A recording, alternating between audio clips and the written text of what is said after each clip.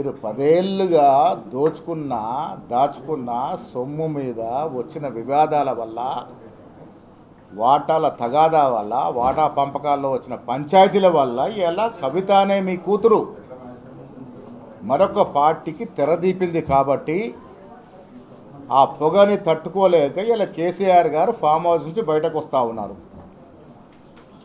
మా ముఖ్యమంత్రి రేవంత్ రెడ్డి గారు గతంలో కేసీఆర్కి విజ్ఞప్తి చేశారు, మీరు ప్రతిపక్ష నాయకుడు, మీరు అసెంబ్లీకి రండి, సమావేశంలో పాల్గొనండి, ప్రజాక్షేత్రం రండి అని పిలిపిస్తే రాలే. కానీ ఇలా కూతురు పెట్టిన కుంపటికి డాక్టర్ స్ట్రోక్తోని బయటకు వస్తూ ఉన్నాడు. ఇది రైతు సభ కాదు, మట్టి సభ కాదు, రైతుల్ని ఉద్దేశించి చేసే సభ అంతకన్నా కాదు. రైతు సంక్షేమం అంటే కాంగ్రెస్ పార్టీ. ఇలా మీరు 10 ఏళ్లుగా ఇచ్చిన రుణమాఫీ 15,000 కోట్లు దాటలే. 10 ఏళ్ళు మేము వచ్చిన 11 మాసాల్లోనే ఇచ్చిన రుణమాఫీ 23,000 కోట్లు ఒకేసారి ఇచ్చినాం. అది కాంగ్రెస్ పార్టీ కమిట్మెంట్. రైతు భరోసా ఇస్తూ ఉంటే ఆయన పేరుతో ఇస్తున్నామని చెప్తున్నారు. నిరంతర ప్రక్రియ సాగుతుంది.